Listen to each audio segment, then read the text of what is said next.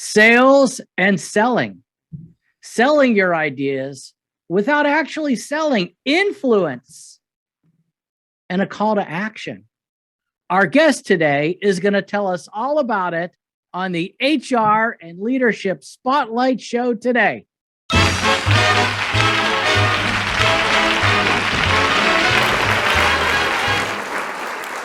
John Thalheimer, returning guest. Welcome to the show.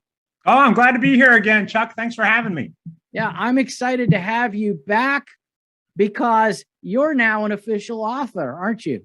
I am. I finally made it into the ranks of official author. I wrote a book last year. It came out called The Truth About Selling, and I'm excited to share some lessons that I learned along my journey to get where I am today.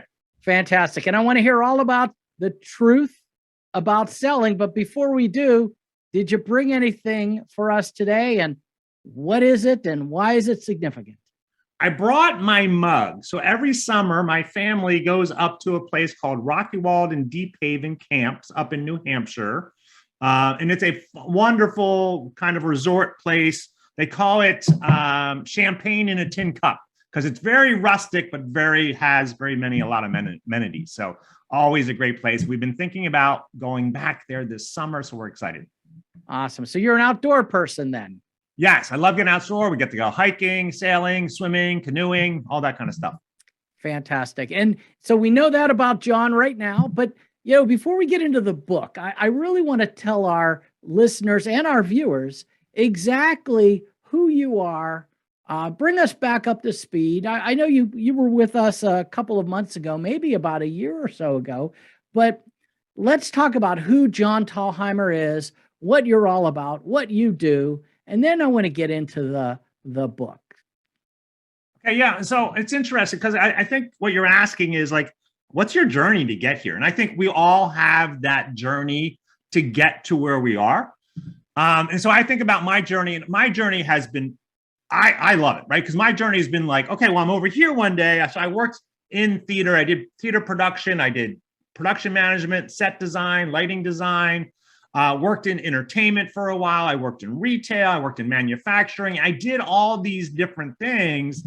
And about 5 years ago, I had the chance to start my own business. Moved to Nashville, Tennessee, and I said, you know what? I'm going to start my own business. And I really started out thinking about, okay, how can I help individual managers be better at their job? And I really focus on that phrase, being better, being a better coworker, being a better manager, being a better leader. How do we do that? How do we get better? And so really my focus right now is working with frontline leaders, middle tier managers, and trying to get them to be better. And along that path, I started realizing that there's this real clear connection between the human resources department and the role the manager plays, right? And there's kind of that Venn diagram of your HR's over here, managers over here. And I started realizing that there's so much connections. And that's kind of how you and I met, right? You brought that HR and I was talking about management, and we started kind of going, hey, there's a lot of connections here. Okay. All right. So what prompted you to write a book about selling? I mean, I love the idea of just the general concept, first of all, of saying, you know what, how can we be better in all these different facets, in all these different areas of a company? If everyone can be just a little better, that elevates, the company, the organization, let's say. So I love that concept.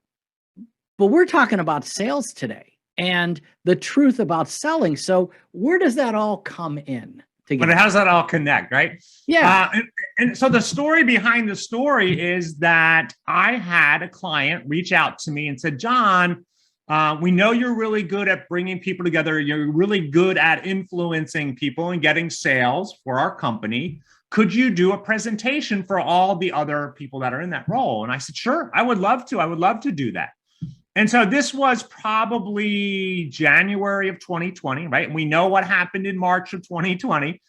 And so they reached out to me and I'm like, well, you know what? Maybe I want to sit down and I want to kind of write this out. I want to write it out and try to figure out, what do I want to say? What influence as a business owner, what selling techniques have I used to get where I am at? And so I started writing this story about this gentleman who goes to the market, right? And so in this case, it's what I call the international business market. But think about our businesses. All of our businesses have a market that we play in. And so I started writing about that person going there. And at first, his sales weren't great, right? Kind of the same as my story, right? The sales weren't great. I wasn't making a lot of money. I had this great business idea, but no one was coming to my door. No one was knocking down my door. Mm-hmm. And so as I was getting into that, and so I started writing that story, and I realized that there was a book in it, right? And so the reason I ended up writing the book, because I just felt like it was a message that needed to be heard. It was a message for those individuals that are always trying to present their ideas and have their ideas influence somebody else. And how do we do that so we can get people listening to us? Okay. And you know what? For the folks that are listening right now, the truth about selling, and they may be sitting there thinking, another sales book on how to sell. And it's not. You see, what I love about your book is that it's two books in one, isn't it? Yeah, absolutely. Yeah. And the first part, folks, it's a story. It's a parable. It's actually an engaging story. Like, I'm reading it thinking, what's going to happen next? So it's a fictional story, the way John just described it. And then when you finish the story with the lesson in it, there's a whole other section of the book on how basically breaking down what happened in that parable, that story, that first half of the book, and how to put that to use. Am I capturing all that? Yeah, am I giving too much away? No, well, you're not giving too much away. I think when I wrote the book, I was very aware that there's hundreds of books on how to sell, right? There's hundreds of books, and everyone has their favorites and that kind of stuff. And I wanted to make it engaging. I wanted to make it so you start reading it. And so I went back to one of my favorite books called The 1 Minute Manager. Right. And so the 1 Minute Manager is a fable. It's a parable on how to manage. And that's all it is. And then the other book that I looked at was The 5 Dysfunctions of a Team. And it's the same thing, right? It's a story about that kind of stuff to give you insights. And so that's how I started writing it. But when I finished writing the short story, I was like, I feel like I need more. I feel like as a reader, I want more. And so I said, you know what? Let me write the how-to guide as the second part of the book. And in that second part, I ask questions of the reader. And I say, hey, these are the things you should do. Here's the test that you should figure out. How do you answer these questions? Because if you can't answer those questions, you're not going to be able to sell, right? You're not going to be able to influence people. And so I started asking those questions. So it really gives you, not only is it the story, right? The engaging fable to kind of get you involved, but it also gives you really a workbook where you can follow along. Okay, I read this. I know what he's saying. Now here's the things I need to implement to make that happen. I say this in a lot of my classes and my seminars that I'm teaching, that knowledge is wonderful, right? We're there to go to seminars, we go to workshops to get our knowledge. But that knowledge is completely useless unless we take actions the next day. Right. And so if people are not taking action, so I wanted to give people like clear actions that they can take to go, okay, now I know what to do. This is what I'm going to do. This is how I'm going to change my technique or my approach to people. Right. And so going into that first part of the book, and I'd love to share a little bit more of a synopsis as to what engaged me. And I know you talked a little bit about it, but we're making biscuits, right? The whole idea is to make the biscuits. Folks, you got to read the book to find out a little more of what that means. But what does making the biscuits have to do with selling? And how does that tie into influence? Yeah, and it's interesting, right? And so this is a real life story, total real life story that I put into the book, kind of fictionalize it. But for one Christmas, I got my wife biscuit making classes. We're down in the South. We're like, we need to know how to make biscuits. We live in the South. And so we went to this class, and I didn't think I was going to go. I figured she'd invite one of her friends. She's like, come on, John, why don't you come? So I went, right? And so I'm sitting there, And this woman was telling us how to make biscuits, right? And she was just telling us how to make biscuits and giving us the recipe. And biscuits are really simple to make in terms of there's only 3 ingredients, right? And so if you think about sales and you think about the golden triangle of marketing, where there's your message, your medium, your audience, right? All that stuff is really simple. But as she went on and described, okay, well, you need to be doing this, and this is the little thing you need, and you need this special flour. And as she went on, I started realizing that she was selling to us without selling to us. She was influencing our actions based on how she was describing how to make biscuits. And I really took that away. And at the end of the class, I just walked away and I said to my wife, as we walked out the door, I said, do you realize just what happened? And she's like, no, we learned how to make biscuits. And I said, yes, but she was selling the whole time. Now, what I don't know was that purposeful? Was she doing that on purpose? Or was that just because of her facilitation skills? That's just what she did normally. But I took it as a lesson for me. And I said, well, how can I apply that to what I'm doing in my business? And I started taking the lessons, and you can read about it in the book. I started taking those lessons and going, oh, if I do this, I'm going to get more people interested in my product. Or if I demonstrate my product in such a way, people are going to be like, oh, I can get that in there, right? And so really that lesson, that first book, and that is the pivotal moment, really, that biscuit making. But it was really from real honesty, real truth of what happened to me. Yeah. Yeah. I love that. You know, I have a friend that does craft cocktails, and she does it on, TikTok or YouTube or whatever. She makes all these cocktails and she demonstrates how to do these things.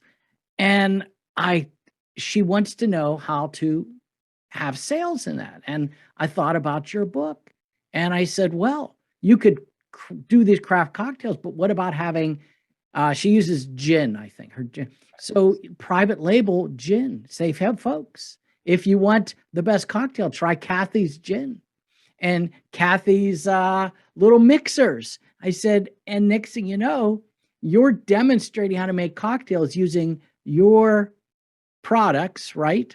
They could buy whatever products they want, but I want it perfect like Kathy. I want it perfect like John. Yeah. I want it perfect. What's the name of your character in the book? Johnny. There you go. Yeah. Yeah. And I think, again, right, we're really talking about that product, right? But I think when we're thinking about it, it's not just products, right? It's about how do we sell our services? How do we sell our ideas? So if we're in a corporation, right, we probably don't have a product to sell to our boss, but we do have ideas to sell to our boss. And so how do we do that? How do we bring that across? And really what I try to get across in the book is you got to do your research. You got to think about, who is that person that I need to believe in my idea? It's not just, you can have the best idea in the world. And if you're not creating awareness about it, if you're not creating it and talking in that person's language, it's not going to happen. It doesn't happen. And I've seen this in my career. I worked in corporate America, right? And so I worked in corporate America for a long time in many different roles, in HR and in leadership roles. And I had ideas, but I would find these barriers, and I'm like, why do I keep running into these barriers? And so I started realizing that I wasn't influencing. I was presenting, but I wasn't influencing. And how do we influence, right? And so that second part of that book is, hey, I talk about products in there, I talk about services in there, but it's really, how do we get our ideas across? How do we sell? How do we influence other people? Yeah.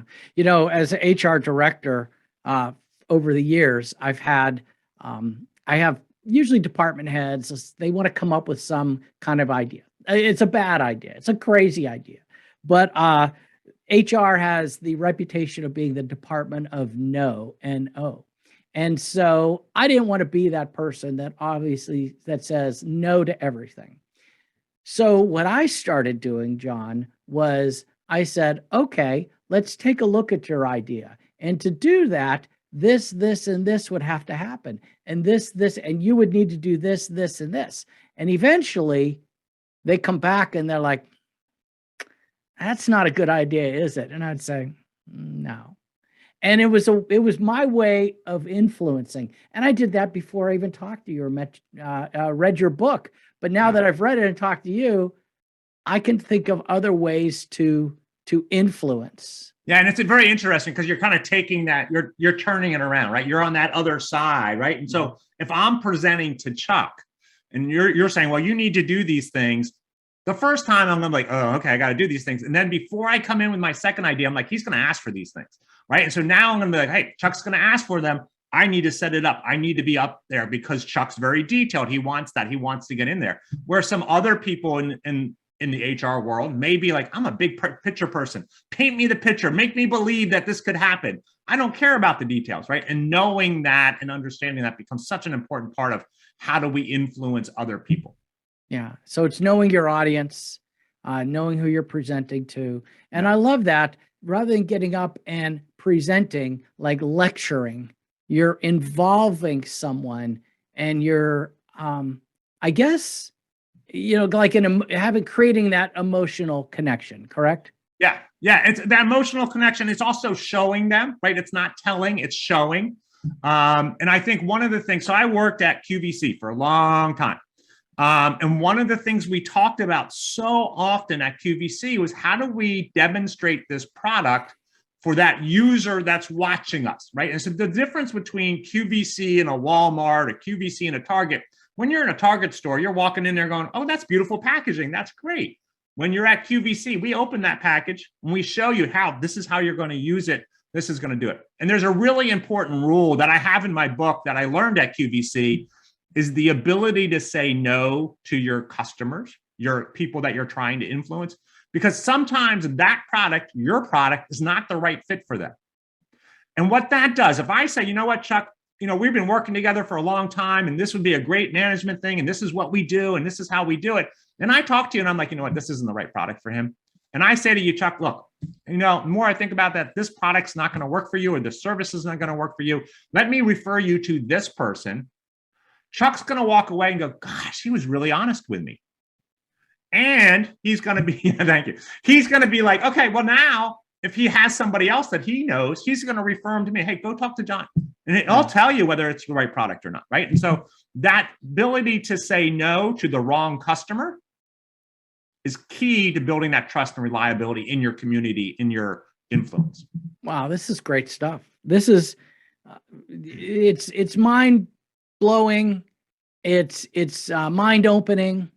And I absolutely love it. So what else have I missed in our conversation today? Is there anything else you wanted to share or get across to the viewers today? I think the one thing I want to kind of go back to your original question is like, why did you write this book on selling? Why did you, John Thalheimer, CEO of True Star Leadership, HR professional, management consultant, write a book on selling? That doesn't seem like the right book, but it is, because every one of us has to influence. And I was trying to say, okay, wait a minute. I know that I am probably not the best seller out there, and I really want to understand what selling and influence is. And my take on it is it's about influence. And we all have to influence other people, right? Everybody influences other people in our lives. And understanding how do we do that well is going to be the difference between getting that promotion, not getting that promotion, getting that new job, right? If we're interviewing for a new job, you're influencing that person to get you there, right? And so understanding all those and how do you do that? How do you bring that across is really important. And the last thing I will say is my favorite act of influence is asking questions. When you ask the question, you're setting the context for the conversation, right? And so Chuck, as the interviewer, right, he's asking these questions to set the context of the question. Now, I could ignore them, right? I could be like, well, that's great, Chuck. Let's talk about this over here. But in most cases, people go along with you. They're following you, right? And so asking the right question is so key to influencing other people and to get them into that place. So I think that is something, if you walk away and think about, okay, what do I need to do? How do I help influence people? The first step for me is asking those questions so you can understand, you can be curious about it. Seek first to understand, then to be understood. Good. Yeah. There's timeless advice. So John, I'm going to have in the show notes how to get hold of your book. But why don't you tell us, how could people get hold of you? What other things could you do? I mean, your book is great, but what if we want you? What if we want more? Tell us more about what you offer, what you can do for our listeners and viewers. Yeah. And so I love my book. I love it. It's a pet project. I really love it. I love the influence it has on people. I talk to people after they read it. I have a alumni friend. I went to a high school. We went to high school together, and we, catching up. It's, been a while. We were having a reunion. So I was catching up, and I told him I wrote this book, and he's like a sales professional, high level sales professional. And he goes, "I'm going to read it." And I'm like, "Uh-oh," right? Little nervous, like, "Uh-oh, what's he going to think about it?" And he calls me up and he goes, "Oh my gosh, John, this is perfect. This is great. This is a great book." And so I'm passionate about it. It's one of the things, but really my focus for this year, 2022, is I want to listen to managers. I want to understand what it's like to be a manager this year, next year. What is it going to be like? I'm working on another project called The Influential Manager.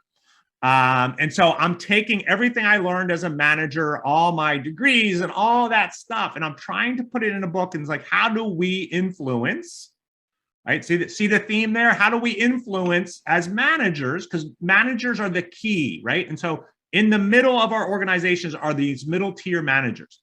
And they're the key to our company being successful or not, because they're dictating from here's the vision down into the floor, here's the actions that we need to take. And so I really want to kind of connect with them. So I do workshops for managers. I do training for managers. I work with employees to listen to them, to help them. So it's really that passion about how do we take our managers and bring them to that next level? How do we teach them to influence? How do we get them to that place? Yeah.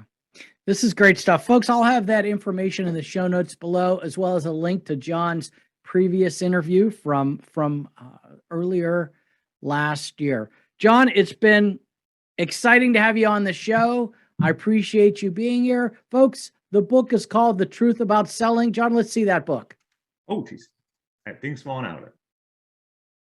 Find it on Kindle. Where else can we find it, John? iTunes, Amazon, Barnes & Noble, pretty much any of the electronic books that's out there. If you want a hard copy, go to Amazon. Amazon has the hard copy, but you can get it on iTunes. You can get it on Kindle. You can get it on Barnes & Noble, the Nook. So all those, you can get it there. It's out there for everyone to get. Have not converted it yet into a audio book, which Chuck keeps pestering me about to do. So we'll get on that this summer. Yep. So. Small investment for big payoff. John Thalheimer, thanks for being on the show today. Thanks for having me today, Chuck.